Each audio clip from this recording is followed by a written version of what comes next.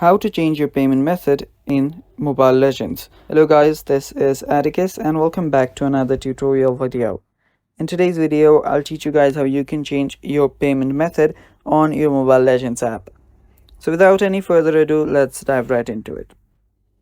So first, you will just have to open up your Mobile Legends, and yeah, if you want to just pay for something, you will see this recharge option or your Twilight Pass or so much more. So if you want to buy something, you will have your payment method.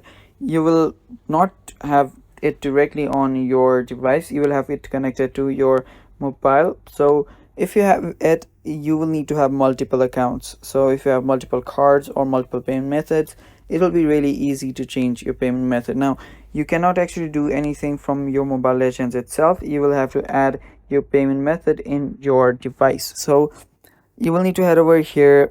If you have your Apple ID, you can add your payment method to your Apple ID.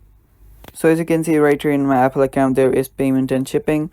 Simply head over there, and after you're there, you can simply add for a different payment method. That is how you can change your payment method on your Mobile Legends app, guys.